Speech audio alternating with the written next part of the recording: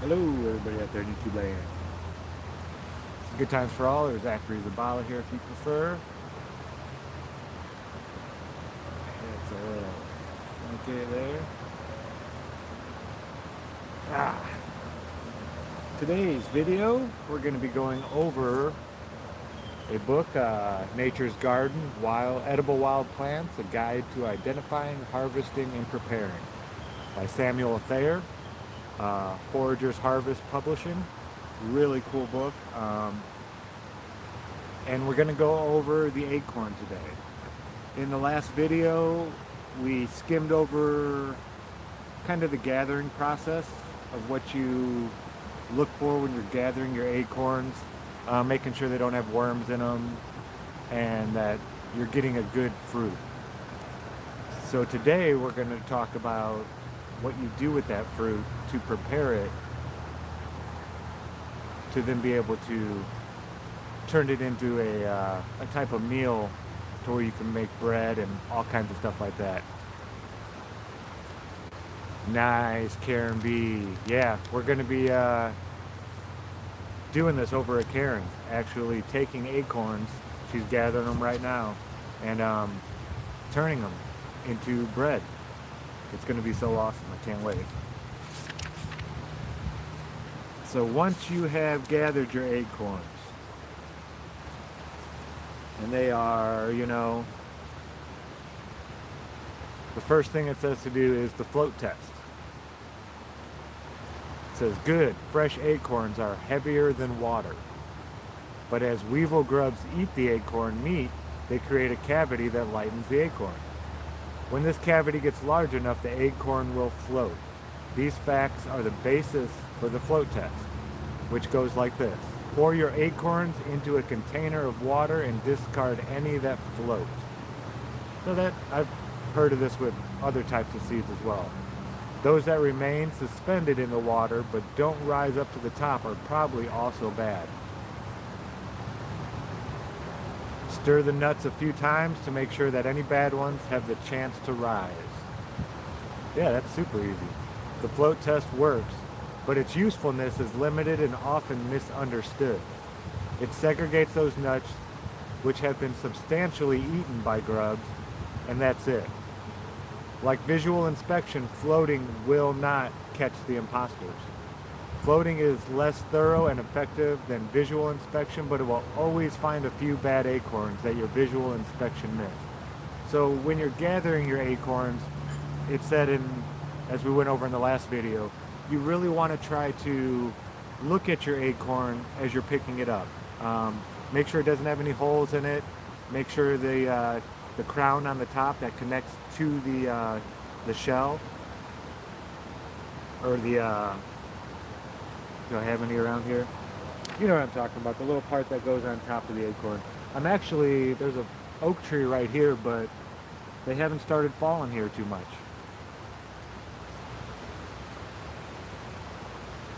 But yeah, you want to make sure that your acorn is in good shape. It hasn't been, cracked and allowed the air and the elements to get inside the acorn and mess with the meat part of it. Since it is a good idea to wash the nuts away, you might as well put them through the float test at the same time. As your acorn inspecting eye gets better, you'll find fewer and fewer bad acorns with floating. So okay, it's going to catch the ones that you missed while you were gathering, the little tiny holes you might not have seen.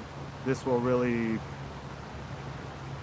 it'll kind of be a marker on how good you are at your inspection during gathering. Floating works only on fresh acorns, so they can't be dried and stored and all that kind of stuff. You can't bring them out of that and then try this test. You want to do this as soon as you gather your acorns. If you have stored them for a while without drying, they may be molding inside the shell, and floating will not detect this. If they have begun to dry, and this occasionally happens even before you collect them, all of them will float, even the good ones. Ah, okay. So maybe the ones that appear to be bad, you might want to check because it may just be a dried nut. And that's it for the float test. So drying, storing, dead and alive.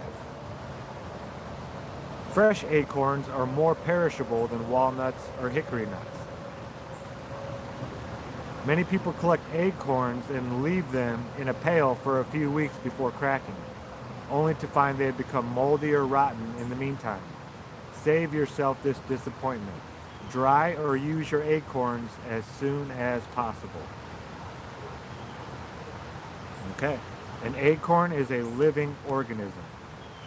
It doesn't spoil as long as you keep it alive, but this is hard to do. An acorn can succumb to mold, rot, a very deep freeze, or excessive heat. So if you want to keep it alive for an extended period, you must store it in a refrigerator or other moisture and temperature controlled environment. Huh. Okay. Placing acorns in the shade or a cool basement will also slow down their death. All right. Once an acorn dies, it quickly spoils unless it dries. It is vital to remember this. Some people freeze or roast acorns to kill grubs. But when you do this, you are also killing the acorns, which will then go bad within a short time. If you carry out such a treatment, you must quickly shell and dry the acorn. Okay. Long-term live storage of acorns is possible in a refrigerator. However, it is not very practical. You should dry them instead. Okay. After dehydration, they can be stored for years. Wow, without spoiling or losing much quality. Wow. So after you dry them out and dehydrate them, they can be stored for years.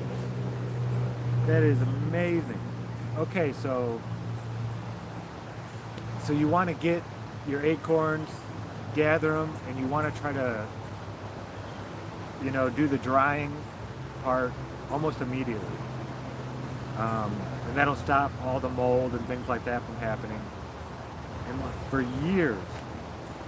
It says, in fact, some of the California tribes that subsisted on acorns stored a supply sufficient for multiple years as a buffer against crop failures. Wow.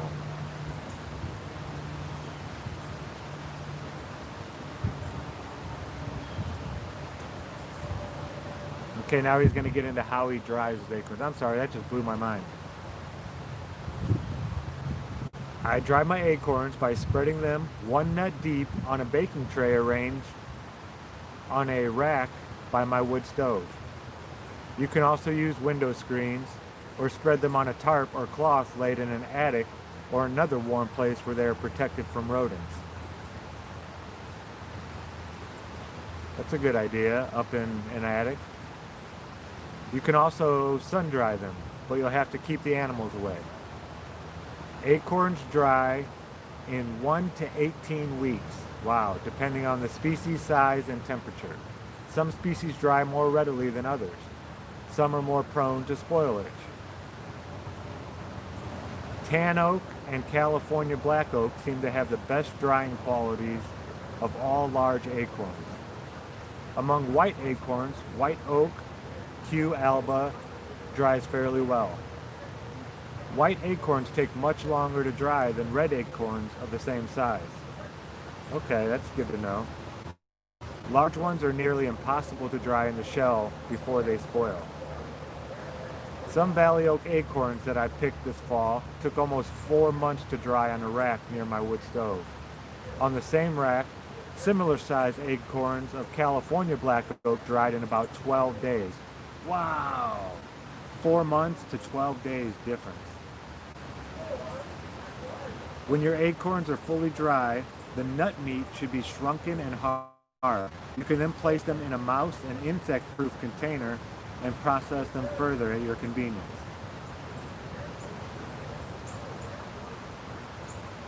Okay. So it seemed like he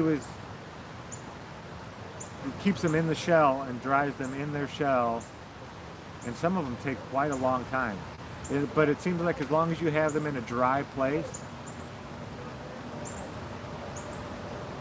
there's not, I don't know, maybe they don't spoil as long as you keep them in a dry place away from the moisture.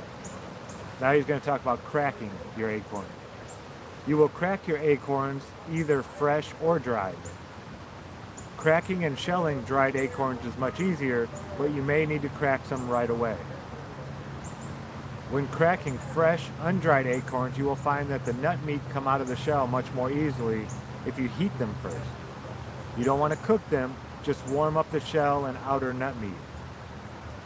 You can do this by flash roasting the acorns for a couple of minutes, or as I prefer, by putting small batches of them into a colander and dipping them into vigorously boiling water for about 20 seconds.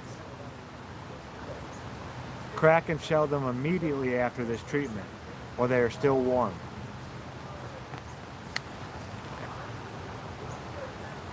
So I guess you can crack them like right away. I'm gonna need to get another book on this, I'm gonna look online, and because it's kind of not very super specific as other people are on how to do this stuff. So some people crack acorns with a nutcracker between their teeth or by hitting them with a hammer or rock. These methods work, but they are slow. After years of frustration with slow cracking methods, I came up with the towel method. Lay a towel out flat on a hard floor. Place pairs of acorns about the same size, side by side on top, making several rows of such pairs spaced about 3 inches apart. So pairs spaced about 3. Then you will need a stomper, a heavy, flat-bottom piece of wood about 5 or 6 feet long. While standing and working from right to left, if you are right-handed, stomp your way rhythmically down the first row, cracking 2 acorns at a time. Hit enough to really crack them, but don't obliterate them. If you go too fast, have poor aim, or place the acorns too close together, or an odd pair, some acorns will squirt away on impact, messing up the whole operation. Yeah, I don't know about this. I'd rather just take the time, I think. When you get to the end of the row, go back to the right again and work the second row from right to left, blah, blah, blah. Always work from right to left if you are right-handed, or vice versa if you are left-handed. If you go the wrong way, your view of the acorns will be blocked by the stomper, and this will cause poor aim. After you crack the middle row, go to the opposite side of the towel so you don't have to lean over it. When you've cracked a towel full, pick them up.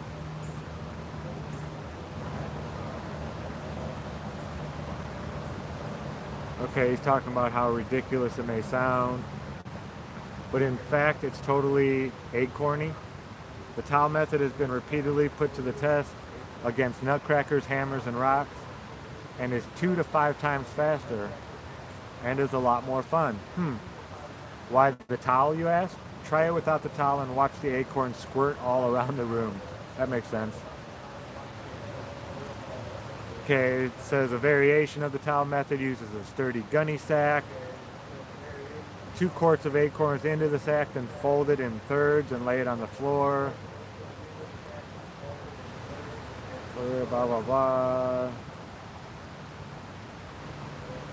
Okay, it says the gunny sack method is faster yet, but you can't see the acorn, and you're going to crack more into smithereens. Okay, so he says the best way he's found to crack acorns is with a Dave-built nutcracker designed for small-scale commercial hazelnut cracking. It costs about $140 and is a good tool for serious forager to have, working for acorns, hazelnuts, pecans, and lotus nuts. That's pretty cool. And that's what it looks like right there. It looks like something you probably build pretty easily. Huh. I know I'm going to teach Ted Summers how to do some welding. Maybe we'll see if this might be our first one we'll try. It does not work with hickory or black walnuts. We have a black walnut tree right over here too. It works best with dried acorns. The hand-operated machine can be expected to crack about 15 to 20 gallons of acorns per hour. Wow. I figure that mine paid for itself on the first day when my wife and I cracked 32 gallons in less than 2 hours.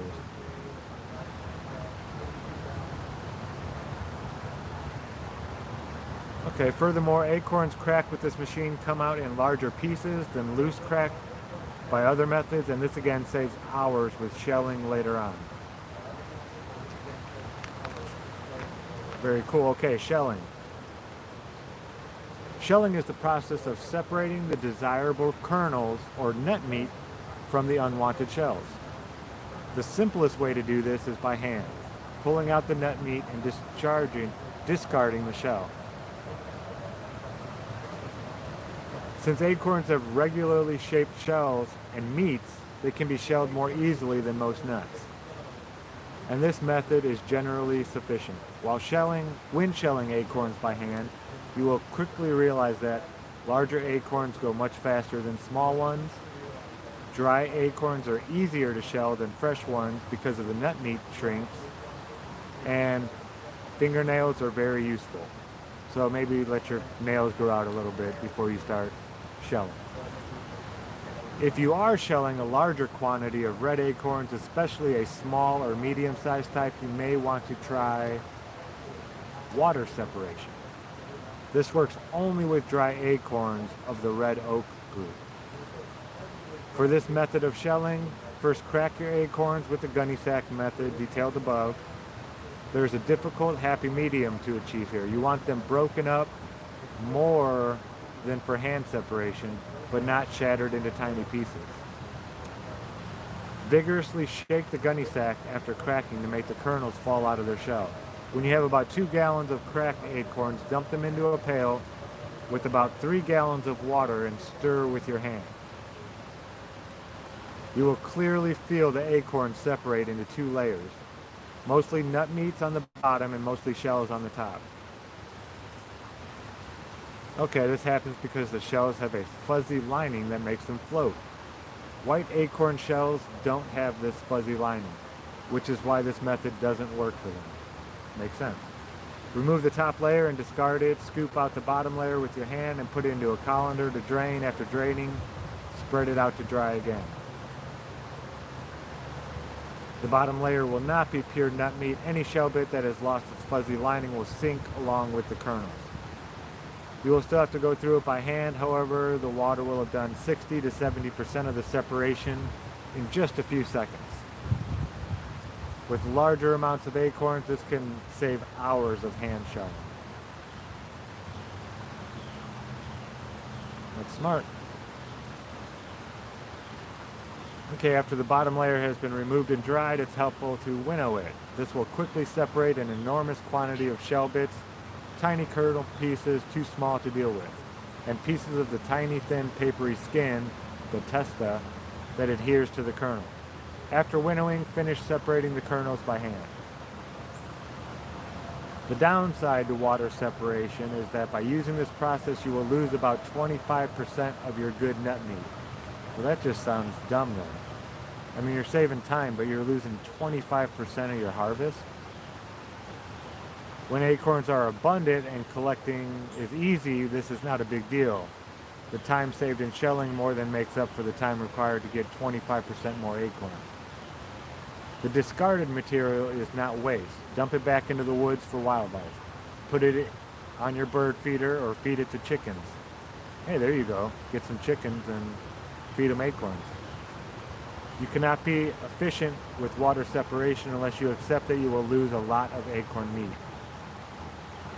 I don't like that, but to each their own. If you spend hours picking for all the tiny bits of kernels or sorting through the discard layer for nut meats, you will negate any potential time savings. Yeah, but some of the best stuff, it just takes time, folks. That's just how it works. You know? One advantage to water separation is that this process loosens the testa from the acorns, so it does not have to be done later. And that little, they call it the testa. It's a papery skin that gets on the kernel, and you have to remove that stuff. Water separation is useful for smaller or medium-sized red acorns. If you have larger acorns, pure hand separation is probably faster and definitely less wasteful. So again, the water separation is more for your smaller acorns of the red oak variety. As mentioned above, water separation doesn't work with white acorns. Again, the white do not work. That's all right because winnowing does. After drying white acorns and putting them through my Dave-built nutcracker, I winnow them by pouring from one container into another on a breezy day. Okay. White acorn shells are generally lighter than those of red acorns, and they seem to catch the wind better. The kernels are harder and seem to be heavier too. A few minutes of winnowing white acorns can eliminate 50 to 80% of the shells, saving hours of hand shelling time. Very cool. And I think I'm going to make a video on winnowing. It doesn't really explain it all that well in this book. In my seed collecting book, it really goes into it. And yeah, I'm going to make a video on, it's just kind of, you know, when you pour things back and forth and it separates things. Okay. Now it talks about removing the skin. This is the important part. Well, one of the very important parts. Okay, it's going to get into some scientific terms here. The cotyledons, C-O-T-Y-L-E-D-O-N-S, of acorns are covered with testa, much like that which covers peanuts. On white acorn, it's thinner and tends to stick to the shell instead of the nut, or it comes off the smooth nut easily when the kernel dries. However, of the red acorns, you usually have folds and valleys on their surface to which the testa often holds on tenaciously. So, you know, well, head's always in the gutter there, Bob. It, you know, like on your peanuts, it'll have that little red piece of skin around the outside. That's what they're talking about, the testa. Well, on the acorn, you don't want to eat that part. The peanut's not so bad, but on an acorn, it's really not good for you. Some people feel that it is very important to remove the testa, at least with some oak species. It is especially high in tannin, that's why. It is quite easy to get rid of it, so I generally do.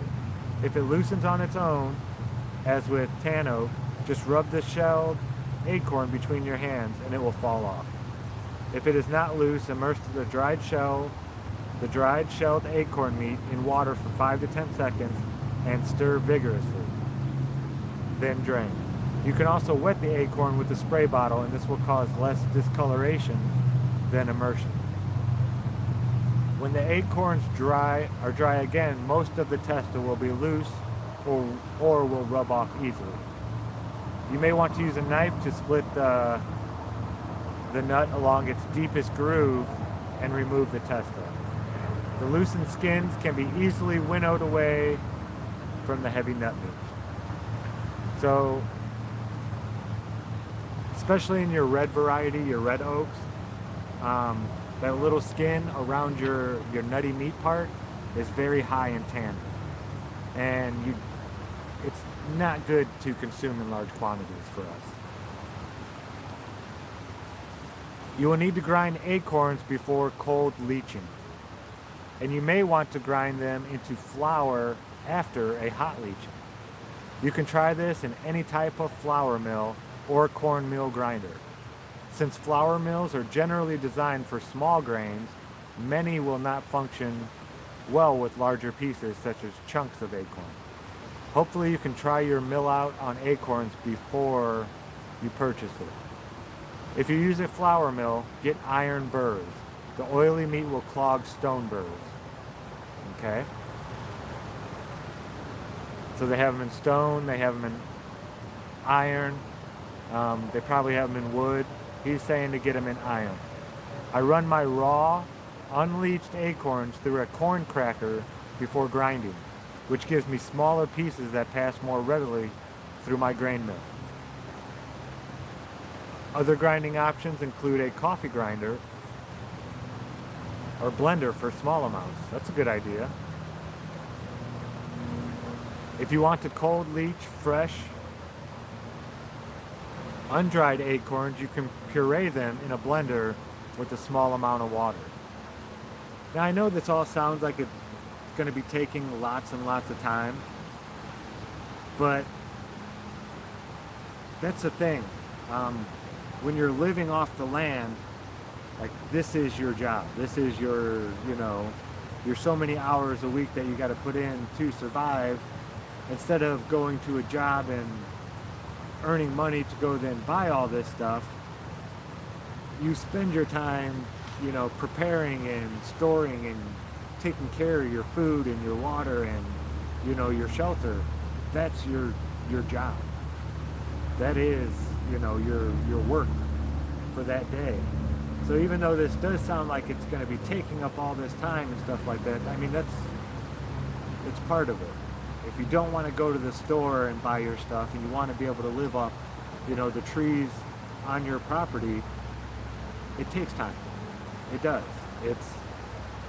There's a process you have to go through. It's not like this. We can't snap our fingers and make all this stuff happen. There's an alchemical process that has to take place, just like everything else. So I know it sounds like going through all this stuff and the weeks of doing this and, hours it takes to go through all these different processes each. It may end up being in a week, 10 hours in a week. But a 5-gallon bucket of acorns could feed you for a whole week. And especially if you have years, even if you never are forced to use it, just going through the processes and knowing how to do it, you have a large quantity of food that is stored in a place that, is prepared. You have years of food just from the trees in your yard. It's possible. This stuff it's all about what you want to do, really. So traditionally, most Native Americans who cold leached acorns pulverized them with a handheld stone, pounding, not grinding, the acorns in a stone mortar. For detailed first-hand discussion of this method, read It Will Live Forever, Ortiz, 1991. A fascinating account of traditional Minnewak acorn preparation. Choose whichever grinding or pulverizing method you like, so long as the final result is powdered acorn. When grinding dried acorns, there is a significant difference between the red and white types. Red acorns are semi-hard, like wheat, while white acorns are much harder, like corn. So red acorns are much more oily as well. Grinding methods will work differently for the two types. The finer the flour is, the more readily it will leach. However, it is difficult to get acorn flour uniformly fine, which is the key to cold leaching quickly and thoroughly. And we're going to get into leaching next. I sift my flour through a fine screen strainer or a jelly bag suspended in a jar, regrinding the coarser meal. The Minnewak method is very different. Acorn meal was placed into a tightly woven basket, and the basket was shaken until the finer flour stuck to the weave by surface tension. The basket was then slowly turned on its side, being tapped or shaken all the while. As the coarser particles hopped their way down the slope and off the edge into another container, these were later pounded further. The finest particles that stuck to the fibers of the basket were then brushed off into another container and considered ready to leach. So that's interesting. You know, like when you get a real fine powder, it will, it sticks to stuff. Hey, what's going on, Adam? Been missing you, brother. Been talking about you. But you get a real fine powder, and it'll stick to stuff, to where the bigger chunks will fall off. So that's pretty ingenious. I've never thought of separating things that way. I've always thought of the smaller particles falling through something. But this, you put a fabric on the inside, and all of the very fine particles, the very most finest particles, the one that you want, will actually stick to the fabric and let your chunks fall out the holes. Wow. So really you want to get it into a fine powder before you start your leaching process. So leaching. Leaching is the process of removing the tannins from the acorns so that the kernels are safe and pleasant to eat. All North American acorns should be leached before being consumed in significant amounts. All North American. It doesn't... Okay, we'll see if it says anything about non-North, because acorns are found everywhere. There are a variety of ways to do this, all of which take advantage of the fact that most acorn tannins are water soluble. Not all, but most. There is no single correct way to leach acorns, just some basic principles to follow. In this section, I'll discuss various acorn leaching traditions and share my own experiences as well. You can try whichever techniques appeal to you and develop your own preferences and innovations through experience. There are two basic ways to leach acorns, with hot or cold water. Both methods were used around the world by various cultures, and both work well. However, they produce totally different food products. Whichever method of leaching you choose, it's important to do it thoroughly. In my opinion, the most common mistake of acorn preparation is inadequate leaching. Adequate versus inadequate leaching is the difference between palatable and unpalatable. The more thoroughly you leach acorns, the more you will enjoy them and the more you will eat them. So this is going to affect the taste right here. So you really want, this is one of those things, the more you put into it, you know, just like most things, the more you'll get out of it, really. Hot leaching was done in North America primarily by tribes of the eastern woodlands, often with the additional of wood ash lye to neutralize tannins.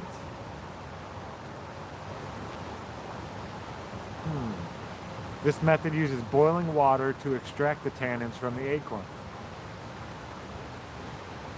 Hot leaching is for large pieces of acorn, typically halves or quarters. If you boil acorn meal or flour, it will dissolve and turn into a gelatinous mass. Okay, so to hot leach, the boil hot leach is for large chunked acorns. You don't want it. See, that's why I'm going to get more information on this. It says up here you want it to be as, you know, ground up as possible. But then it says if you're going to hot leach, then you want it to be big, or else it's going to turn into a big glop of goo. So of chunks, a quarter to a half size, bigger chunks of acorns. You place the acorn pieces in a pot and cover them with 4 or more cups of water for every cup of acorn. Cover the pot and place it over a heat source. Let it boil vigorously for 30 to 360 minutes. Wow. So a half hour to 6 hours. That's a lot of wiggle room there. Then pour off the water through a colander, refill the pot, and repeat the process 3 to 15 times until the acorns are not bitter. What? By the time they are done, these acorns will become dark chocolate brown. Hot leaching is not an exact science. Yeah, no shit. 30 minutes to 6 hours. The number of necessary water changes will depend on the amount of water used, how vigorously and how long it boils, the size of the acorn pieces, the original tannin content and type of the acorn, and the desired final flavor. Sample the acorn with each water change to determine when they are done. Despite what you may read, the water may still turn brown when the tannin is gone. So, just because the water is continually turning brown doesn't mean there is still tannin in there. So he says to taste a nut each time in between until you get your desired flavor.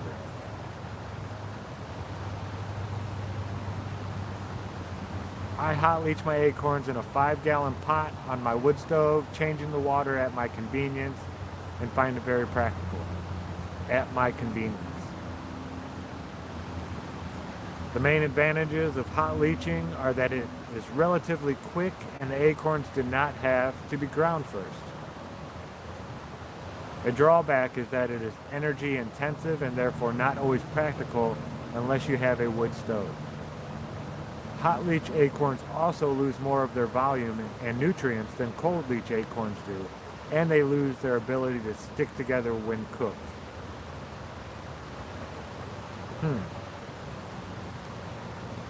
So you lose volume, nutrients, and the ability to stick together when cooked. I'm not exactly sure what all that means. So, cold leaching now. Wow. Okay, cold leach. Cold leaching follows the same principles as hot leaching. The acorns are soaked, the water absorbs the tannins, and the water is poured or percolated off and new water added. This is repeated until there is little to no tannin left in the acorns. However, since tannin does not dissolve as readily in cold water, and water does not pass as easily through raw acorn flesh, effective cold leaching generally requires the acorn to be ground into a flour or meal. Cold leaching of larger acorn pieces is theoretically possible. There are a number of ethnographic records of this, but they all entail leaching for extremely long periods of time. Since I have not found this practical, I won't discuss it at length here, but feel free to experiment. Cold leaching was the primary technique used by those Native American peoples in California for whom acorn was the dietary staple. It has also been employed by cultures in many other parts of the world. Cold leaching is used in large-scale acorn processing plants today in Korea, producing an extremely fine acorn flour used in traditional food called toramok, or acorn jelly, which is something like a very soft acorn tofu. Some of the primary advantages of cold leaching is that it does not require heat. It also produces a more complete food than hot leaching, since it retains many of the soluble starches and other components that are lost through boiling.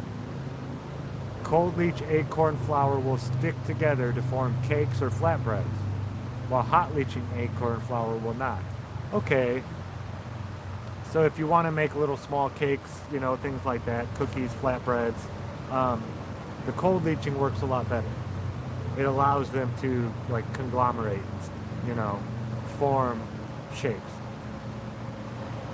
Cold leaching methods can be divided into quick leaching and slow leaching.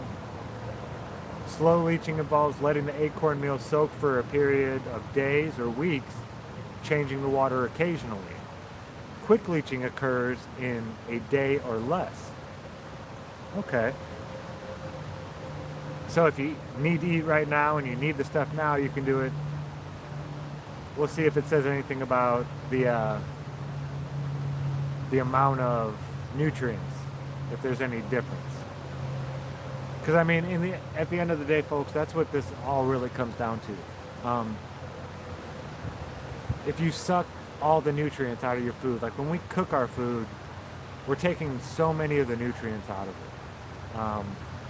That's why usually in my garden, like I would eat a lot of the stuff just raw. Green beans, stuff like that. They're not.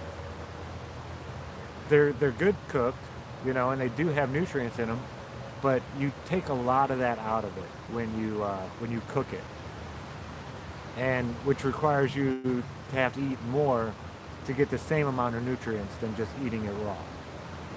And at the end of the day, the less you have to eat to get your nutrients, the less work your body is going to have to do to discard all the extra stuff that it doesn't need. Sauerkraut, stuff like that, curing your food, it saves all that stuff. I have a book on that. We'll get into that here too. But yeah, anytime you cook anything, you're really taking a lot of the good stuff out of it. So I mean, you can do it in 1 day or less with doing it cold. Now you have to turn it into the fine powder, but you can still do it. Quick leaching occurs in a day or less. It involves pouring acorn flour mixed with water onto a cloth and letting the water percolate out. Usually adding water and letting it percolate one or more additional times. I usually do my slow leaching in a 5-gallon pail or a 1-gallon jar. In either case, I fill the container about 1/6 with acorn meal or flour and the rest with water. I stir it and leave it alone for anywhere from 4 hours to more than a day. Then I gently decant the water, being careful not to lose any acorn flour. Add new water and stir again. After 6 to 20 water changes, the acorn will be ready to use. I go by taste to judge when it is leached sufficiently. Patience is a virtue here. It is always tempting to stop the leaching early, which results in an inferior product. When the acorn is deemed ready, I pour the water off one last time and pour the wet acorn flour into a cloth strainer so that additional water can percolate. When the strainer stops dripping, I pick up the cloth and thoroughly wring out the acorn meal until it's hard to squeeze a single drop from it. When I remove the acorn meal until it's hard to squeeze a single drop from it, when I remove the cloth after this, the acorn will stick together and look like a ball of clay. It is now ready to use for cooking, and you can see a picture of his straining method here. And he has his water down there, and his goopity gop right up here. He starts it in this one, and then he puts it into something like this, and lets the water percolate out. Wow.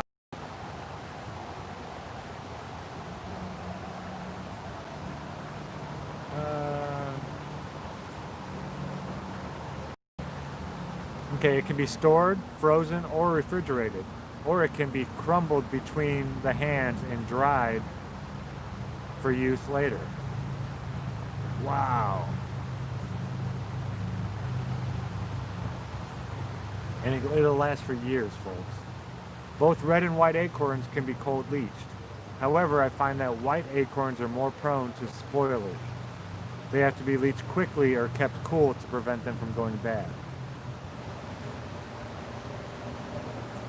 Traditional methods of cold acorn leaching varied. If you live near a waterfall on clean stream, you can suspend a mesh bag of coarse chunks in it for a month, as was done in one Japanese village.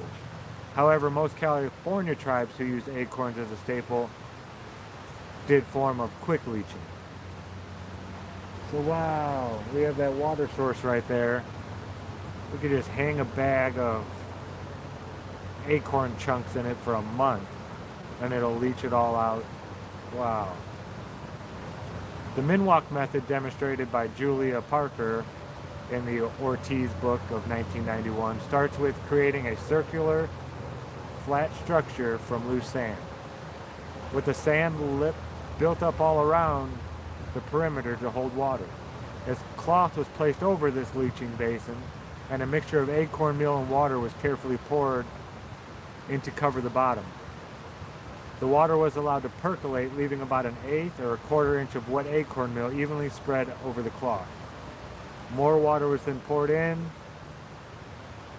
through a conifer branch or a water break, which spreads out the impact of the water as it was poured and allowed to percolate. This was done repeatedly until the acorn was thoroughly leached.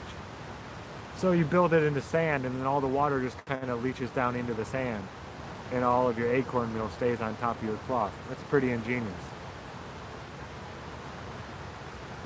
I have built a shallow basin with a screen bottom that is lined with the cloth. I suspend this over a tub that catches the water that percolates through. This setup allows me to do quick leaching in my house, which has no sandbar. An excellent cloth for leaching fine acorn flour is nylon pre-filter used for filtering maple syrup. These pre-filters are designed to let liquid pass through readily while retaining small particles. They are inexpensive and available from any maple supply dealer in 36-inch square sheets. The keys to quick leaching successfully are finely ground flour and lots of water. The quick leaching produces a slightly different, and I think better, flavor than prolonged leaching. Quick leaching also produces a flour with a lighter color. However, quick methods tempt the novice to stop while the acorn is still too bitter for most palates. Nothing will disappoint you. Dishonor the acorn, misrepresent tradition, and breed skeptics more than serving bitter acorn products to them unintended. Lye, lime, and clay.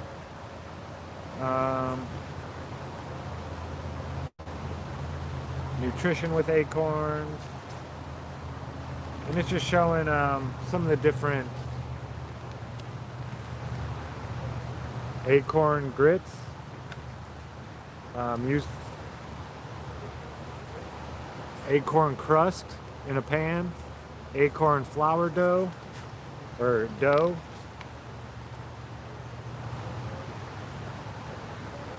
It produces a tofu or cheese-like structure.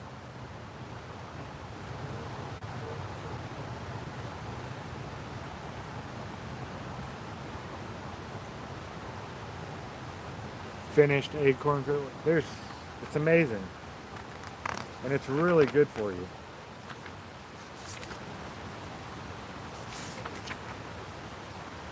Okay, I'm going to go over this last part.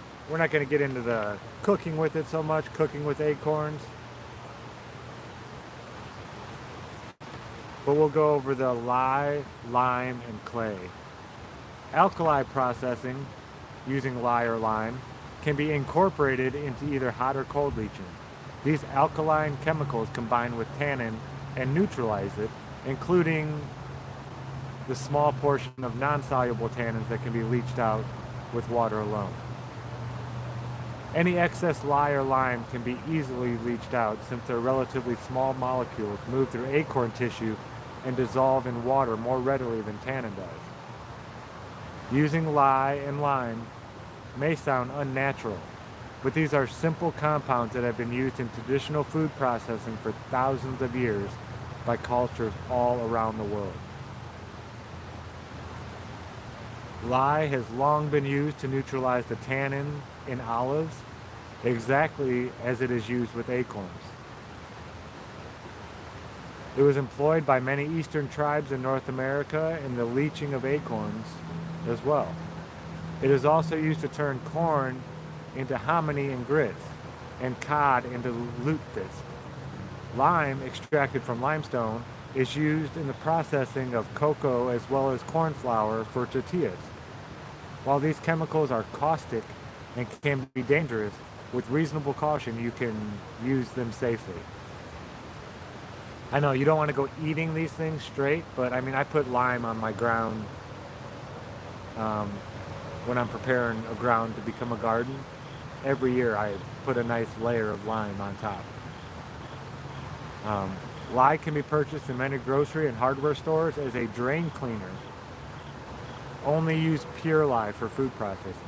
Or it can be made by mixing white wood ash with water and straining out the solids. Lime can be purchased in enormous bags for just a few dollars at many feed mills and farm supply stores. Be sure to get quick lime or hydrated lime rather than barn lime. Strong lye solution, such as those needed for soap making, are never used for processing acorns.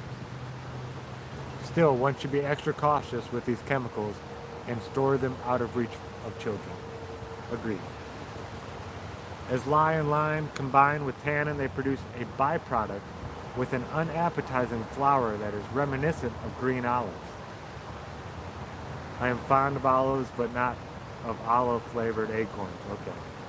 To minimize this flavor, I use both forms of alkali only in the later stages of leaching, when most of the tannin has already been removed.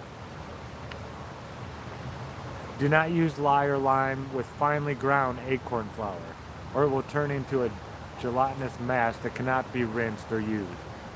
So only with the chunks, like in the hot um, the hot leach, do you want to try to use the lye or the lime. Instead, I use alkali with coarsely ground acorn meal to make a product that I call acorn grits. After it's mostly cold bleached, I soak it in an alkali solution for 24 hours, during which time the water may become very dark. Then leach out the alkali with several water changes over a few days.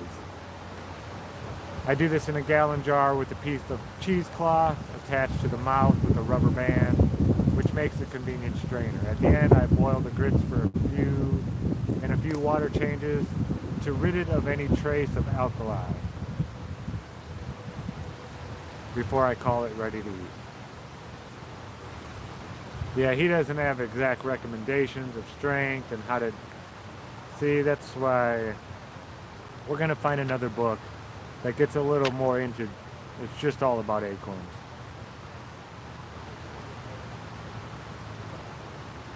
Okay, some people are fearful of lye used in food processing, believing that trace residual amounts in food are very toxic. This is a misunderstanding. Again, I am reading this from a book. I am not a physician, nor do I play one here on YouTube. Samuel Thayer is where this information is coming from. Lye is caustic and can burn tissues that it comes in contact with, but it does not become a systemic poison when ingested. Instead, it reacts with your tissues and is neutralized in the process. Certainly you want to remove all the lye, but a trace amount in your food will react with your stomach acid to become salt and water, two relatively safe substances. A trace of lye can cause indigestion by neutralizing your gastric acid, but it will not poison you. Clay was mixed with acorns flour by some California people. It was presumably done because the clay contains mineral ions that bind to tannin, preventing the tannin from chelating minerals consumed in other foods. I have not found much detail about this practice, nor have I tried it, but it warrants further investigation. Gelatin has also been recommended as an additive since it binds with tannins. Now we're just going to cover the nutritional facts of acorns. Acorns provide calories, starch, oil, and a little bit of protein. The overfed majorities tried so hard to reduce calories that we often get that we will die without enough of them. The most significant component of acorn is starch, which compromises 50 to 90% of their weight. Starch levels are higher in white acorns. The oil content of acorns varies from 5 to 3%, being substantially higher in red acorns. Acorns are relatively low in protein at about 5 to 8%.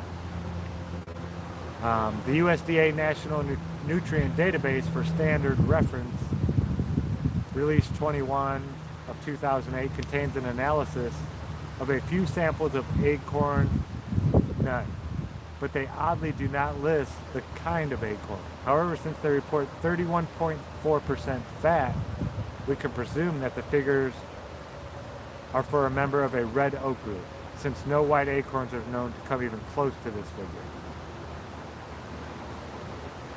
The USDA's analysis shows the acorn is a fairly good source of most mineral nutrients and B vitamins, as well as an excellent source of niacin and exceptionally rich in potassium. The analysis also shows that acorns contain all essential amino acids. Wow! Although they are low in tryptophan. So acorns contain all essential amino acids. Wow. This compositional profile makes acorns among the most appropriate staple foods on Earth. The leaching process removes the water-soluble salts and vitamins, but the fat-soluble vitamins and mineral nutrients remain. Wow.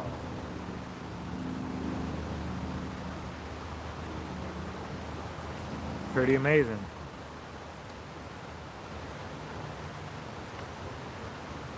So,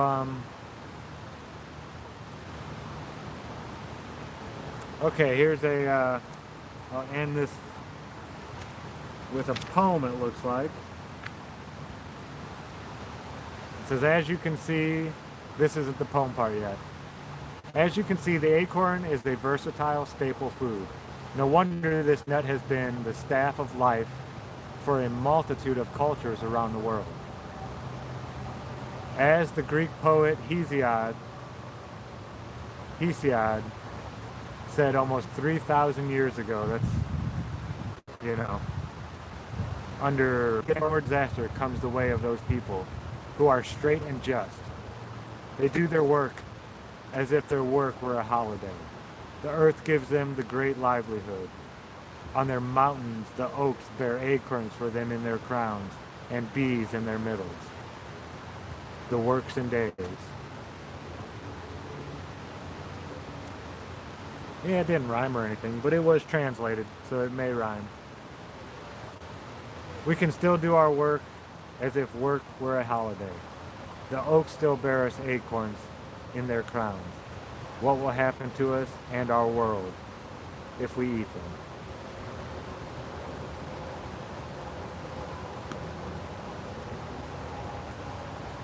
Again, this is from Nature's Garden, a guide to identifying, harvesting, and preparing wild edible plants. Samuel Thayer. Forager's Harvest is the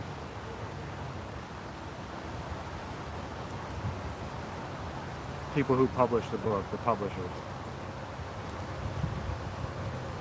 So before we get into too much more of this book and different types, I'm gonna get online and find some more information about acorns.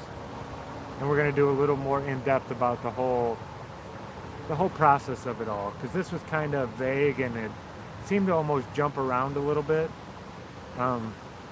Like it would say to do this process, and then it would say to do this process before the process that it just explained sometimes, and this and that. And I just, it's always good to have multiple sources. Don't ever read one book and just say, hey, that's how it is. Make sure that what you're reading out of a book is, seen in other places. Now, I'm not saying don't try things that you read, especially if it rings true, but taking it gospel from just seeing it one time in one book, I think is very foolish. So, yeah, we're going to do another one of these here soon. I'm sorry it's been a while. I was feeling a little bit under the weather recently.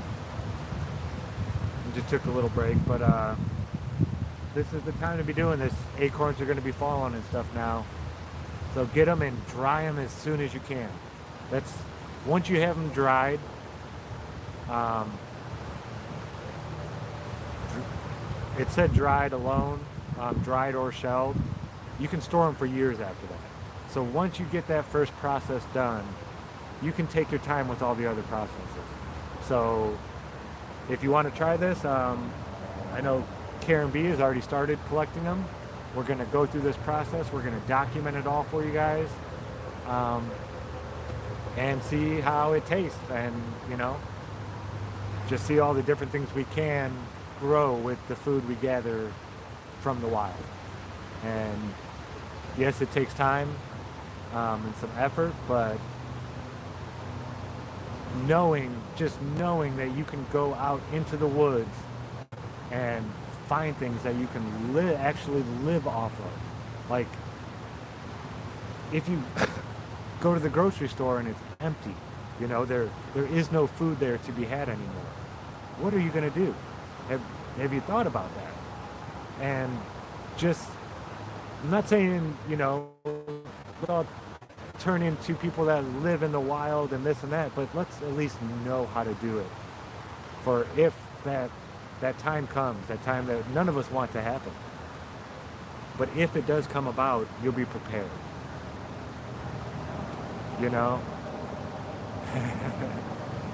So it's just, knowledge is power. And it really is, it's like a security blanket almost. You just have this, when everybody else is freaking out and scared and, running around with their, like chickens with their heads cut off, you can be the calm, collected, cool person who's thinking logically and critically in times of chaos like that, because you're not so worried about where am I going to find food. You know that, hey, there's oak trees right there, there's oak trees over there's oak trees over there, there's clover here, there's all these different wild foods. Yeah, Kelly, I can get you a beanie. I'm gonna have to get some hemp and stuff, and it won't take me too long. Maybe I'll start doing crocheters corners again, and we could even have a chat while I'm making it for you. But yeah, we can definitely get you a beanie made for sure.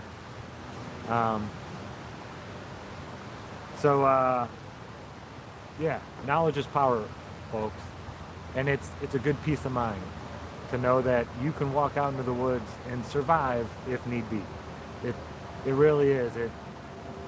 Especially in times like these when there's so much uncertainty about what's going to happen in the future. It really is. It's just a nice peace of mind. So gather some acorns up. A 5-gallon bucket could feed you as enough protein and calories and all that stuff for a week. Just one 5-gallon bucket will feed you for a week. So if you don't know what you're looking for while you're gathering, little holes, cracks anywhere, the little top of the acorn, the flat part, if it's busted or cracked, and do a water test on it. Try it out. And check the ones that float, because they may have just been dried out. And not bad. Get some acorns, put them in a cool, dry place, and you're kind of done. For years. So yeah, try it. Try to, if you want. We're going to be doing it, and yeah, it'll only make you that much stronger. I don't know. I'm going to get out of here. I love y'all. Thank you so much for joining me. These are fun. I hope you enjoyed the view. This is just gorgeous. This is what Bob and Cammie see when they're looking out their back. I'm going to clear out some of this down here so you have a better view of all the water down there. Yeah, there's some work to be done. Putting in the steps in the gardens and all that kind of stuff. Feeling better, going to get cracking to it. So, I love y'all. This is Good Times for All, signing out. As always, thanks for watching.